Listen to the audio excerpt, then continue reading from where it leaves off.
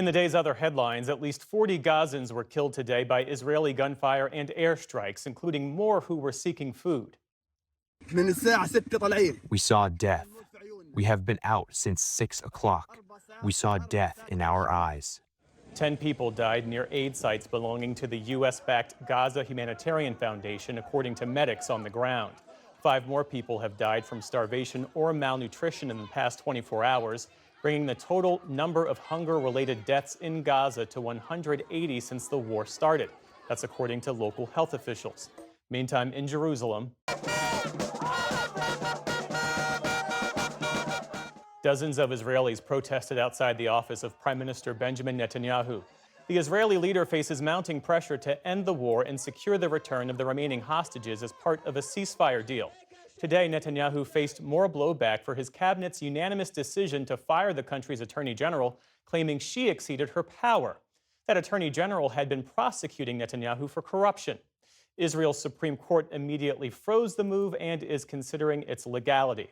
Here at home, over 3,000 Boeing workers who build fighter jets and weapons went on strike today. It's the second strike for the aerospace giant in less than a year. The workers from 3 Midwestern plants rejected Boeing's latest contract offer of a 20% wage increase over 4 years. Boeing's defense branch accounts for more than a third of the company's revenue. This all follows a bigger work stoppage last year when 33,000 commercial plane workers went on strike for more than 7 weeks. In Montana, a suspected killer is still at large more than 3 days after law enforcement said he gunned down 4 people in cold blood at a local bar. Authorities say 45-year-old Michael Paul Brown, a U.S. Army veteran, is armed and unstable. He was known as a regular at the Owl Bar in Anaconda, Montana, where the shooting took place. Officials say he escaped in a stolen vehicle that contained clothes and camping gear. Yesterday, the state's attorney general warned residents that the suspect could come back to the area. This is a dangerous individual who has committed an absolutely heinous crime against this community and these victims. We've got air assets, ground assets. We're going to catch this guy. This is still absolutely priority number 1. The victims included Nancy Kelly, a bartender at the Owl Bar, as well as 3 male patrons, Daniel Bailey, David Leach, and Tony Palm. All 4 of them lived in Anaconda. In the West, more than 24 wildfires are burning in California, Arizona, Colorado, and Utah, fueled by dry conditions and high temperatures. One of the largest fires, that's the Gifford Fire, prompted hundreds of evacuations in Southern California, in San Luis Obispo and Santa Barbara counties. It scorched more than 100 square miles and is barely contained. 3 people have been hurt from the blaze. Meantime, smoke from the more than 700 Canadian wildfires have prompted air quality alerts across the Midwest and Northeast.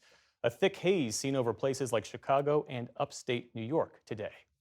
Markets rebounded today after last Friday's sell-off due to shakeups at the Bureau of Labor Statistics and the Fed. The Dow Jones Industrial Average shot up by nearly 600 points, while the NASDAQ finished higher by nearly 2%. The S&P 500 rounded out the day's across-the-board gains. And we have a passing of note. Actress Lonnie Anderson has died. Morning, Herb. Any calls? No. Messages? Nope. Mail? None. Okay. How about lunch? No lunch either. Dinner? Busy. Okay. How about later at my place? You're married, Herb. Oh, yeah. Her big break came in 1978 when she played the platinum blonde receptionist in the sitcom WKRP in Cincinnati. Her character's quick wit and competence on the job helped keep the struggling radio station afloat despite her bumbling male colleagues. Anderson was nominated for 3 Golden Globes and 2 Emmys for the role. In the 90s, she split with her third husband, actor Burt Reynolds. Their lengthy divorce was a mainstay in the tabloids. Anderson's publicist said she died after a prolonged battle with an unspecified illness. She was 79 years old. Still to come on the NewsHour, Amy Walter and Jasmine Wright break down the latest political headlines. We speak with a Jesuit priest about what he witnessed at an immigration court near the southern border. And with access to care under threat, the Gates Foundation steps in with a multi-billion-dollar boost for women's health.